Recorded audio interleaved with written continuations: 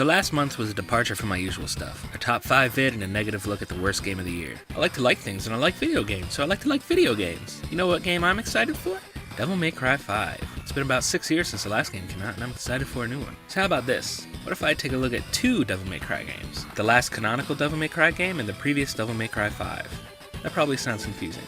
Keep watching and you'll get it. Like, comment, subscribe, share, write a review on iTunes. What game came out before Devil May Cry 5? Devil May Cry 4, you simple bitch! Devil May Cry 4, released January 31st, 2008, was the 4th game in the Devil May Cry series. Seems obvious, but Devil May Cry 5 will be the 6th game if you don't count special editions and upreses. This game had a somewhat mixed reception with the fans and critics when it came out, repetition being the largest complaint. And honestly, that's understandable, and we'll get to that. But this game had a lot of obstacles to go over in order to be considered great, and it falls just short. For those not in the know, Devil May Cry has an inconsistent history. The first game was an accident. It was originally supposed to be Hideki Kamiya's take on Resident Evil 4, Hideki Kamiya being best known at the time for Resident Evil 2, but is now known for all this amazing shit. As a result, the first game feels a lot like a Resident Evil game. Thankfully, it doesn't control like one, but structurally it is very similar. A lot of obtuse puzzles, a reliance on weird monsters as enemies, interesting camera angles. The protagonist Dante also bears a strong resemblance to Leon S. Kennedy of Resident Evil's 2 and 4 fame. But it was well received, like exceedingly so. This game is hard to go back to in 2019, but by God did people dig this shit when it came out. Then we got Devil May Cry 2. It came with 2 discs, and each disc had a different protagonist and story.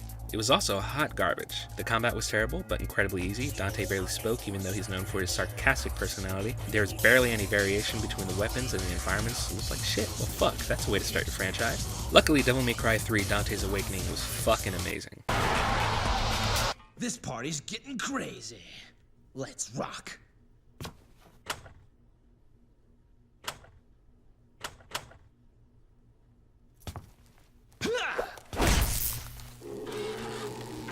The original Devil May Cry is responsible for the creation of the stylish action genre, home to such games as God of War and Bayonetta. But Devil May Cry 3 perfected it. It figured out the pacing of combat. The other games weren't as interested in making sure combat scenarios flowed well, just that you can kill a thing in a cool way. But when you get good at Devil May Cry 3, you are a super-powered John Wick. Dante as a character is supposed to be an unstoppable, sarcastic badass, and it comes through in the gameplay. Surfing on enemies, using a shotgun like a pair of nunchucks, dodging enemies precisely.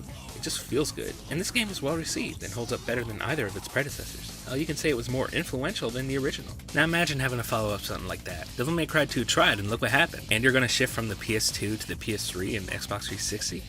That's a lot of pressure. Not unlike what happened with God of War 3. Like, comment, subscribe, share, write a review on iTunes. Capcom ultimately decided to have its cake and eat it too by both remaining faithful to the gameplay and tone of Devil May Cry 3, while also introducing a new protagonist to try and lure in new players. While that didn't quite work out for Devil May Cry 2, it did work here.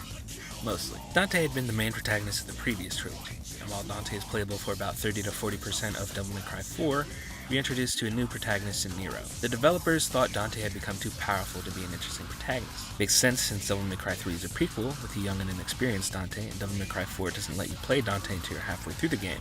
The player would be theoretically better anyway. And Dante should have all of these weapons and abilities from the previous games, and considering how many he got, it would have been difficult to work with the progression floor that high. Nero was designed so that he would start off weak and reach Dante's levels of power near the end of the game. This would give the player a satisfying feeling of progression. Nero was also a bit more of an edgelordy badass than Dante. He plays things like he's a bit too cool for school if you catch my drift. Devil May Cry 3's young Dante was a bit cocky as well, and for that he was extremely popular, but that was a prequel. Devil May Cry 4's Dante would be an older Dante, and older Dante is a chill goof. Like, check this scene out.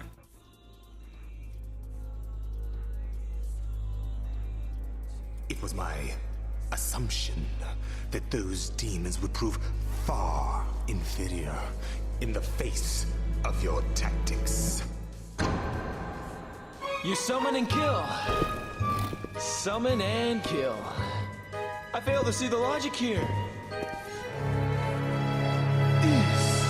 Said it. The price to pay for power? Nero lets Capcom rake in the edgy teen boy and corn-tucked teen girl much. Nero also gave the developer room to play with in terms of gameplay. Dante Ben had the same style of weapons for 3 games. A new character allows Capcom to work within the stylish action framework without reusing the same moveset. Nero has a sword that's part motorcycle or some shit. That's not something Dante has. Yet.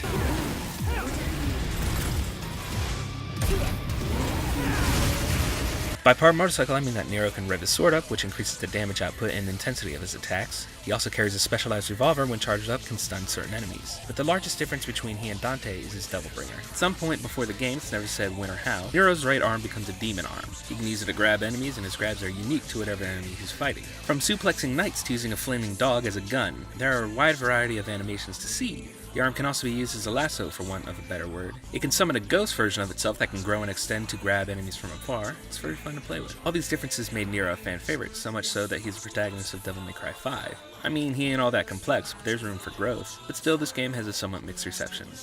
Yes. Like I said before, it is more of the same. Devil May Cry and Devil May Cry 3 are groundbreaking games. Devil May Cry 4 doesn't change much in the formula. And in 2008, never-ending sequels weren't as much of a thing, so sequels were expected to drastically shake things up. Devil May Cry 4 did not. It did not change the formula, it merely gave you more tools to play with. That and it feels like half a game. This is where we get into 4's repetitive nature. Some context. The game begins with an action sequence set against opera singing. The casted up Nero fights off a ton of the game's fodder enemies, while Kyrie, Nero's love interest, sings about pulling the devil out of darkness and into the light. See if you can figure out who she's singing about. After that, a mass starts with the game's Pope equivalent doing a sermon for the Order of the Sword. Nero gives Kyrie a gift while her brother watches disapprovingly. Nero's clearly only there because he likes this girl. When out of nowhere, series protagonist Dante murders the Pope. That's a big deal since Dante doesn't harm humans, let alone murder a congregation full of them. You control Nero and fight Dante until you impale Dante on a statue of his dad in a crucifixion pose. If that isn't symbolism, I don't know what is. And Sparta was a demon, so that's a clue. Dante pulls the sword out of his chest to warn Nero that shit is crazier than it seems and pieces out.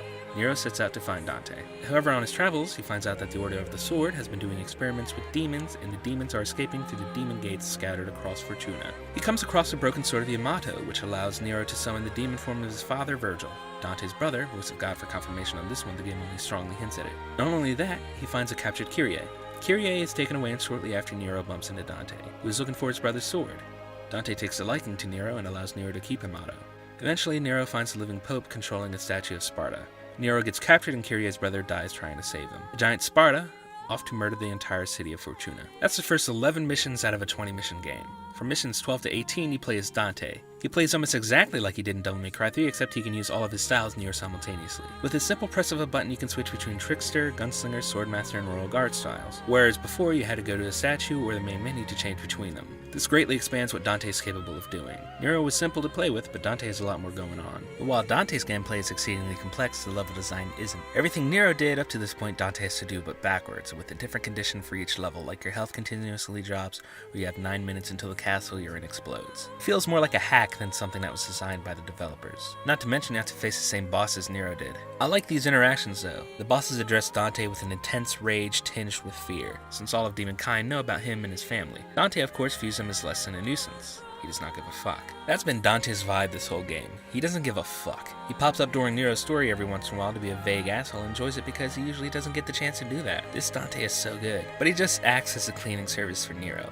When Nero pisses off these demons, Dante makes sure they don't come back. And the only original enemy Dante gets to fight is a huge statue of his father amid floating debris. It's a pretty cool fight, though it feels old now. Compare this boss fight to anything in God of War or the bosses in Bayonetta. It's lackluster in that respect. After Dante fights the statue for a bit, he figures out a way to free Nero from the inside. The last 2 missions are all about Nero. The penultimate mission is a boss rush, and considering that's basically what Dante's playthrough was, it comes off as a bit excessive. The old games repeated bosses as well, but by 2008 that formula is less forgivable, especially compared to its contemporaries in the genre.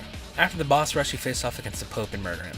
You save your girlfriend and kill the statue of your grandfather. Then you fight over the credits. The end. That's it, you completed Devil May Cry 4. But this game was meant to be replayed over and over again, as evidenced by the range of difficulty levels in the challenge mode at the end of the game. And you can carry progress back to any level of any difficulty mode, which is common in Devil May Cry. I'm interested to see where Devil May Cry 5 goes from here, what it decides to build on, and what it intends to borrow from its colleagues in the genre like Bayonetta. Will repetition be core to the experience like Devil May Cry 4? I hope not, but Dante is playable. There's also a new character named V. It'd be great if they weren't running through the same levels and fighting the same bosses as Nero, but it also looks like they're putting in a ton of work on this thing. But before we get to the 5th game, we need to talk about the 5th game, the reboot that followed Devil May Cry 4, the Western-developed Devil May Cry. Like, comment, subscribe.